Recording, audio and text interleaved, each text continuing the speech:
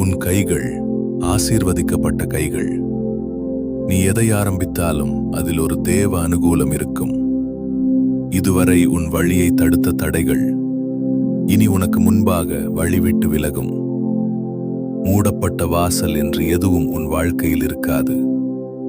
ஒரு வாசல் அடைக்கப்பட்டால் அதைவிட பெரிய வாசலை நான் உனக்காக திறப்பேன்.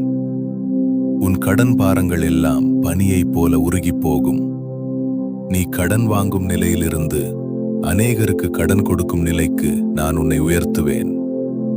இது வெறும் ஆறுதலுக்காக சொல்லும் வார்த்தை அல்ல, இது என் வாக்குறுதி. என் வாக்குறுதிகள் ஒருபோதும் மாறிப்போகாது. வானமும் பூமியும் ஒழிந்து போனாலும் என் வார்த்தைகள் ஒழிந்து போகாது. இன்றைய நாள் உனக்கு ஒரு புதிய ஆரம்பம். உன் மனதில் இருக்கும் தாழ்வு மனப்பான்மையை தூக்கி எறி.